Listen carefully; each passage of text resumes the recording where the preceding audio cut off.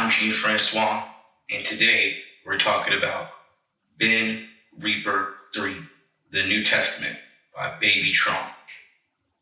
The fourth installment in the Ben Reaper series shows unbelievable growth from the Detroit standout with bigger features and tighter production. Unbelievable. But fortunately, Tron still can't stop rapping about superstar athletes and a pineapple under the seat.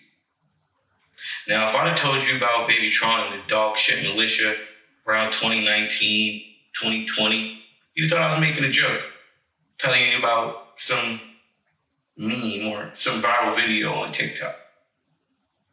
But 12 projects in total, 8 solo projects, the iconic Luka Tronich,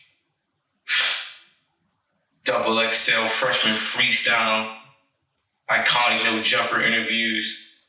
Now he's a household figure. And Ben Reaper 3 New Testament is him grabbing a foothold of the anchor and tossing it into mainstream success. This is his step in the crossover. So we're gonna go track by track. Or let's not say track by track, because this one was unbelievable. This one was 26 tracks strong. So we probably won't do all 26. So we'll just talk about my favorites. Okay? Track by track for Ben Reaper 3, we got Forever Scams, a suspenseful West Coast type hyphy opener where Tron kind of talks about never stopping. You know, like he's got to keep hustling, just a new jug to bust. But I mean, it's all clever. It's no non sequiturs. It's just back to backs. Then we got Next Level, where he like jumps through multiple beat switches to show you how he's gonna mix his prior sound with his new sound. And then that goes into Michigan Avenue, which it's got like this weird groovy bounce to it. And it's like, you can meet me outside, and he doesn't have beef anywhere. And if he's got beef, you can see him about it. It's fucking amazing. And then we got Free Anki. Free Anki, like, they really getting that Detroit style bag. I wish I had a better way to explain that. I wish I could play it for you, but Free Anki is, yeah, that's some shit that could have been on Ben Reaper 1. Definitely. And then we got Cat Dog with Babyface Ray, where he's just basically calling out pussy ass niggas. Like, you know what I'm saying? They got all that bark, but they really pussy. Niggas is Cat Dog. That shit's fucking hilarious. He tried something different that I think is a stretch. That I don't know really if he can pull it off, but I understand why he tried. He has a track with Corday called Beetleborg, in which Corday is styling all over it, and he brings that same deadpan Detroit style energy to it, and it's just not quite working as well on this one. One of my favorite, Mr. Hanky, he refers to himself as the shit on one of the heaviest trap style beats I've heard him get on, and he murders it. I mean, it's seamless. It's just literally he obliterates it.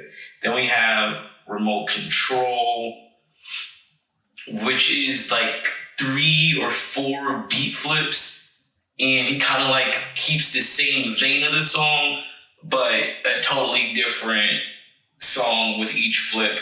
And it's like a flip over the Keenan and Kel theme song and Samurai Jack and some other like Nicktoons and Cartoon Network favorites. That shit is fucking fantastic. Then it's R.I.P. Hutch with Rico Nasty and Rimble, and it kind of sounds like a Rico Nasty song that Tron got on versus a Tron song that Rico Nasty got on. But I fuck with it because he needs like a party anthem, club banger, you know, bitches get tipped to this type shit. So That one that's definitely it. The next one is Mike Amari, Monster. I'm not gonna really get into that one. Golden Child, not really gonna get into that one, but that was a good one. Euphoria 2. Euphoria 2. Today's price is not yesterday's price. The beat sounds like it. The flow sounds like it. It's fucking immaculate. Tron is definitely in his bag. We got Sunday School. I'm not going to get into that one. Dirty Draco. You know, it's about holding that peace and staying on that dirty fango and, you know, typical Tron type shit. So I don't know if it's really one I should even spoke on. One that you have to hear is Zapso. It's like, the first time you listen to it, it's going to sound whack, but it's going to grow on you. It's going to grow on you and become one of your favorites. It doesn't have the best production. It doesn't have the best flow, but in essence, it's the most Tron on the New Testament. Then we got Ricky Henderson. That's a motherfucking bop.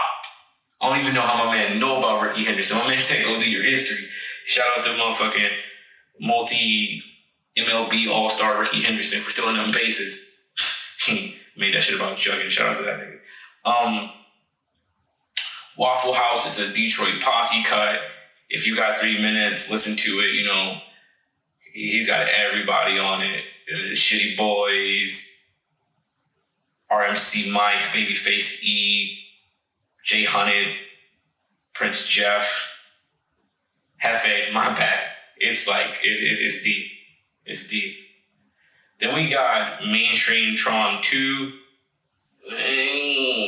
It's supposed to be some mainstream type shit. It cranked, but it's not overwhelming, you know.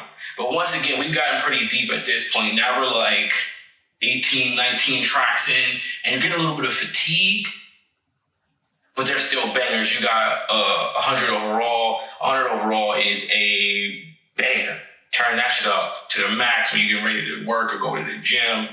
Then there's Zama Rant. If you ever feel like balling out, you know what I'm saying? It's just typical, I'm a star, you know what I'm saying? I'm balling the fuck out. Zama Rant. It's shit crank. You would have thought, I'm going to not talk about that one. Anamorph. It's about not trusting two-faced people out in these streets. It's good. Too Easy. It's more about the instrumental.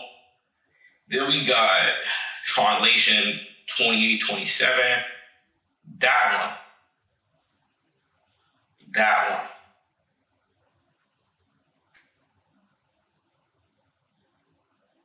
Like, the beat and him really like telling the story between what is normally a bunch of non sequiturs and really crazy punchlines. He really tried to piece one together here. And he's really trying to tell a story all together with this piece of how the come up is inevitably changing how he views himself, how he views life, how he's going to keep coming at it because he can't take the hustler mentality out of him because that's what's got him here. But how can you trust what people who move the way you move have to say out here when all you can do is look out for yourself? That one is it's pretty good. It's pretty good. And then you have the last one on there, I Can't Call It. And it's a bop. It's mostly about the hook. The hook drives the song. They can't call it. You know what I'm saying? What are they really doing out here? What do they call? How they move? How they call? They jug, they swag, the way they get money, the way they touch and shit. They can't call it. I mean, I would advise you to go back and, like I said, check out that Lucatronage and definitely even listen to the Old Testament of Ben Reaper 3. But this project was really his launch into the mainstream once again. And I'm proud of how it's turned out. Overall, this was a miraculous project that I would ask people to take a listen to. It is, of course, a little bit on the longer side. But if once you get past that, there's two things that just stayed with me. The powerful amount of consistent headline features he has on this, and how he has taken his punches and metaphors to the next level. They basically all connect. As much as the non sequiturs don't connect from line to line as to make a coherent story, each punch delivers the feeling that you want it to. I don't know if anybody can go punch for punch with this young man right now. Overall, I'd have to say that this is the most effortless / complex project he's put out so far. And because it's so goddamn long, I'm still going to have to rate it a 4.2 out of 5. 4.2 out of 5. I suggest you check out that Ben Reaper 3 New Testament by Babytron.